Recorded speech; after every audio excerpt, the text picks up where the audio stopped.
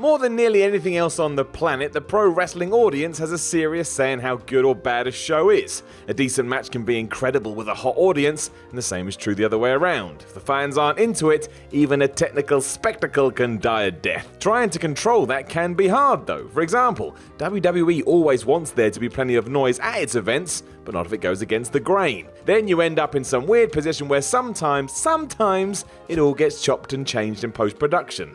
And that's always odd. But regardless whether they're just pumped up or have decided to try and steal the show, a good crowd is more powerful than the Sword of Omens, He-Man, and the Teenage Mutant Ninja Turtles combined, and believe you me, that is power. I'm Simon from WhatCulture, and this is 8 WWE matches where the crowd was the star. But before we begin, don't forget to subscribe to stay notified. Ding, ding, done. Number 8, Sheamus vs Randy Orton. Not one that springs to mind straight away, but on the April 8, 2013 episode of Raw, which yes was the night after WrestleMania 29, which always helps, fans in attendance that night just went nuts, especially when Sheamus and Randy Orton collided in the ring. Deciding they didn't want to see which babyface would go to take on the Big Show, people in the Izod Center that night chanted for anything else they could think of and barely ever reacted to anything that happened in the match. Instead, we were treated to chants of RVD, ECW, CM Punk, ring announcer Justin Roberts, and each individual member of the commentary team. It got to the point even WWE realized they couldn't do anything, they just laughed along with it. It was the right decision. There was literally nothing else they could do. When the crowd started doing the Mexican wave, Jerry Lawler actually said, "I think they've resorted to doing the Mexican wave," almost admitting that the match itself was a bust. This Raw crowd was so chaotic and memorable, WWE actually gave them a Slammy at the end of 2013 for Best Crowd. It's a nice idea in theory, but also a way of sending a big sign that said, "Hey, make more noise." And that didn't always go to plan. Number 7, John Cena vs Randy Orton. The 2014 Royal Rumble is a famous one because the crowd took it on themselves to boo Batista out the building. It was so over the top we still talk about it today, hence why we're doing that right now. It was a moment, good or bad. However, WWE should have known a storm was coming almost straight away given what happened when John Cena took on Randy Orton for the 6,589th time, and that may be an exaggeration. While we had seen this too much, the crowd immediately rejected it from the opening bell, beginning chants of Daniel Bryan. Oh, how apt that would become. We moved on from here to Randy Savage, and then we kept it simple because the fans just showered Orton and Cena with boos. It's also important to note that this wasn't a Raw after WrestleMania when you expect the WWE universe to be a bit potty. This was just a crowd in Pittsburgh who wanted to let it be known they weren't keen on the main event scene. And sure, Philly has always been raucous to some degree, this was something else entirely. Number 6, Mabel vs Savio Vega. The weird thing here is that it happened at the King of the Ring 1995, which, as you know, happened way before the internet rose up and destroyed wrestling, so they say. That's doubly odd because nobody played out during the 90s, everyone just followed the WWE's lead, but that was not the case here at all. Essentially, the fans just weren't happy with the product. So in a King of the Ring tournament that featured Shawn Michaels and The Undertaker, Vince decided to give the main event rub to Mabel. This wasn't the smartest move on paper, but it got worse because the show itself sucked, leaving the Philadelphia crowd to make their feelings known during the final where Mabel did indeed defeat Savio Vega. And when I say feelings known, they started shouting ECW. And I bet Vince McMahon loved that. By this time, Paul Heyman's edgy Extreme Championship Wrestling had become the go-to wrestling for the city, leaving WWE's more cartoon approach to be deemed as offensive. Which is ironic. Hardcore fans were sick of it, they decided to let the company know. Arguably, this is one of the most important hijackings in history, as it finally forced Vince to pay attention to what was happening elsewhere. There was a relationship between ECW and WWE forming too, allowing the latter to find new talent as well as experiment with a more realistic tone, which of course led to the Attitude Era. So in many ways, that means Savio Vega and Mabel deserve all the credit for that. Sorry Stone Cold, you lose. Number 5, the Royal Rumble 2015. Told you Philadelphia gets mad, didn't I? Well, they got especially mad during the 2015 Royal Rumble to the point they even booed The Rock. That's a good sign, they weren't best pleased. This Rumble was always doomed to fail too, with Daniel Bryan once again the most popular guy on the roster. Anyone winning other than him was not going to work. It would be like punching someone in the face and expecting a kiss back. You're just living in a dream. This only would have been worse had the winner been someone fans thought was being overpushed, which is why when Roman Reigns was victorious, everybody went nuts.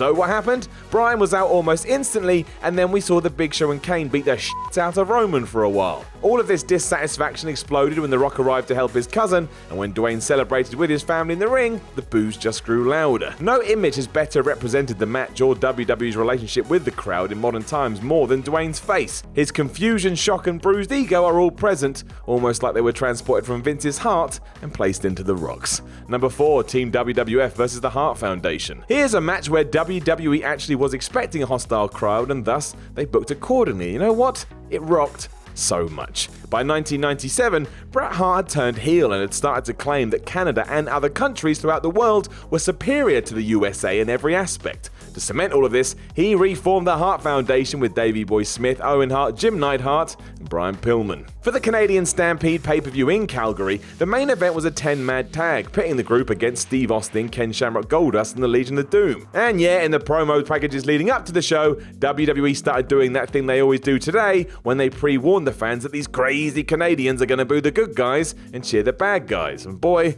were they correct. The Calgary audience was so buzzed, they turned what was otherwise an unremarkable tag match into an instant classic. For perhaps the last time in his career, Steve Austin also got to work as a heel with proper heel heat, as the crowd despised him. Being the pro he is, he played up to it big time. Even bigger than this, however, was Bret, as the camera literally shook whenever he entered the ring. When the Harts won too, fans exploded with glee as Stu Hart, Helen Hart, all the children and grandchildren from the family gathered inside the ring to celebrate. It was a truly heartwarming moment, and one the city shared together.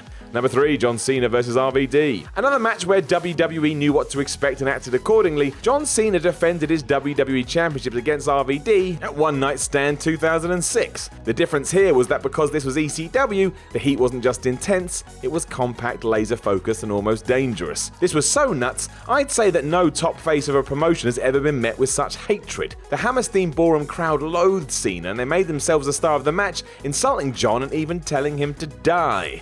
Now, some would say this is way too much, but what do those people, including me, know? Why shouldn't we tell Cena to stop being alive? Many reasons, to be honest, but it happened. It's a joy to watch Cena do his thing, however, as you can see the ability he has to control a crowd and play off their emotions. He deals with it like the pro he is, and after this, it's likely no hostile audience would ever get to him again. This was so intense nothing could and would ever top it. Number 2, CM Punk vs John Cena. While John Cena returns here, this time it's not about him at all. Chicago fans may have booed him relentlessly, but that was done just so they could cheer hometown hero CM Punk even louder. The now MMA fighter was beloved and then some. Even as the commentators tried to push the narrative that Punk had almost been an ogre in the weeks leading up to this, you couldn't stop the writing on the wall, because here, CM became a babyface. This was all the more sweet as Punk had gone from straight-edge good guy to cult leader to Nexus's stepdad. Here though, we arrived at his final and more satisfying form, the best in the world, the voice of the people, and the next would-be man in WWE. Earning a 5-star rating from Dave Meltzer, a rarity in the company,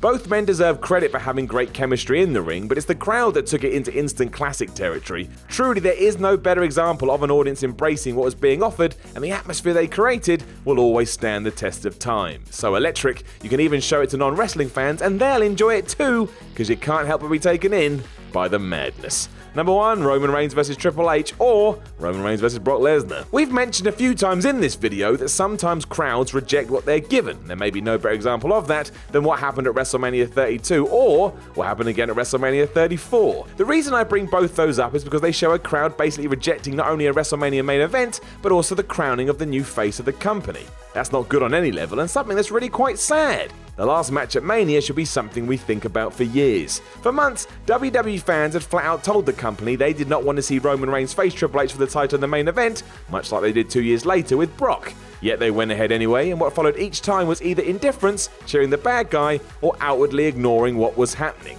It made it hard to watch because everybody live just gave up, which was even worse because this was being held in a huge stadium. Both ideas flopped too because here we are and Roman is in the exact same place he was before. So what was the point? No one knows for sure, but let's just hope it doesn't happen again at WrestleMania 35. I don't think anybody could take it.